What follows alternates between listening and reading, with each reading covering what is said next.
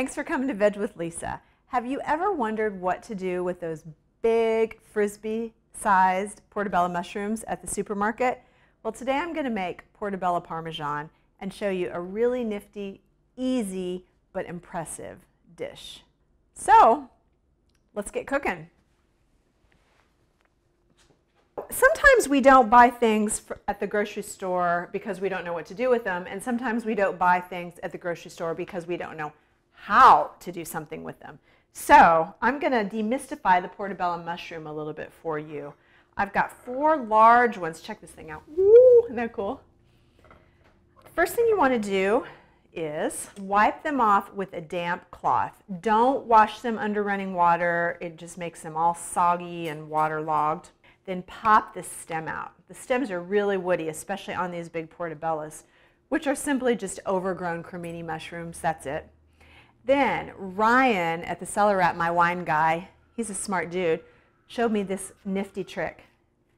Scrape out the gills, and you'll get rid of a little bit of that earthiness. Now, we like portobello mushrooms because they are earthy, but sometimes they just plain taste like dirt, and that's a bit much. I've got all my mushrooms in a shallow skillet. I'm going to add some white wine.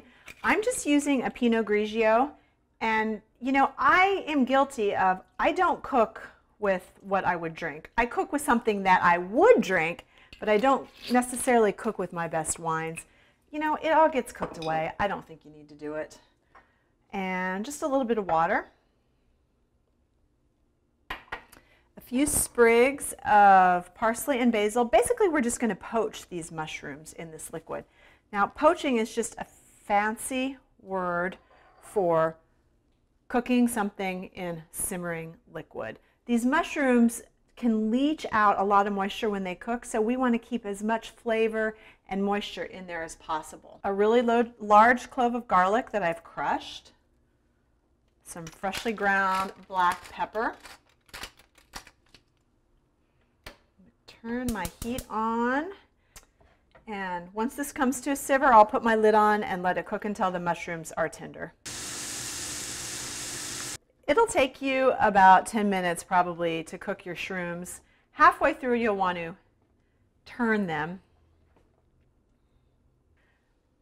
Once the mushrooms are just tender, take them all out, set them aside.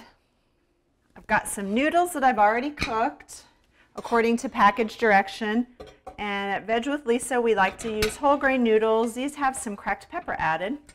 Toss them with some marinara sauce. You've probably been wondering what this weird yellow football looking thing is sitting on my stove. This is a spaghetti squash. I've cooked it according to package directions. There will be some information on my website about how to do that. And then check this out. You just use a fork. It looks just like spaghetti, and it tastes even better. So if you happen to be on a gluten-free diet, or if you just want to find a way to get some more veg into your life, you can use this spaghetti squash instead of pasta. Same thing, add some of your pasta sauce to those noodles and stir it together. We've prepared all of our ingredients. This has a lot of little parts, but it goes together so easily. The last thing you're going to need is some freshly grated Parmesan cheese. Don't buy that pre-shredded stuff. It's full of preservatives. It's so simple to grate your own. Come on. Anyone can do that. Eggplant Parmesan is really a delicious dish. I love it, but it's so heavy, especially when you add the pasta, the cheese, not to mention it makes a mess of your kitchen. So that's part of why I made up this Portobello Parmesan and just poached those portobellos. It's just a nice light variation on this dish. So to finish this off, all you're going to do is spread your noodles, if you're using plain noodles, or your spaghetti squash. Place them in a serving bowl. Preheat your broiler. Top each dish with one of your mushrooms. Drizzle with a little extra marinara sauce. Remember, you are welcome to make your own. Drizzle the noodles with just a little bit of olive oil because you're going to stick this whole thing in the broiler and you want them to stay nice and moist and not get too crispy. Sprinkle with a generous helping of freshly grated Parmesan cheese.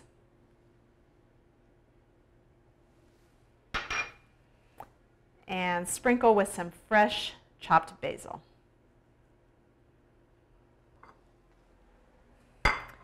Slide both of these in the oven under your broiler. Oh, our favorite part, the eating and the drinking. This smells wonderful. We chose a Barbera d'Asti. It's maybe going to have some berry flavor to it. Let's give it a taste.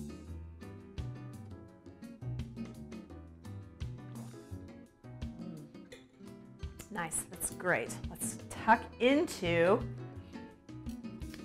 this guy with the spaghetti squash first.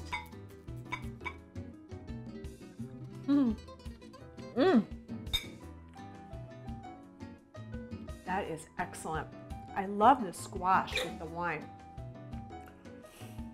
The spaghetti squash has just a hint of sweetness to it, so a bit of berry flavor in the wine, that's great. Lori chose a lager, a Belgian lager. It's not going to be too heavy, just nice and light. Oh, it is effervescent. I tend to think perky when I think of a Belgian beer. It's going to go well with the flavors without competing, and I think it's going to cut through the earthiness of that mushroom. Oh, very effervescent. I like it. Let me try it with this noodle version of this Portobello Parmesan. Without the cheese, this is vegan. This is a great dish you can feed to even your most die-hard carnivore friends. Bon appetito.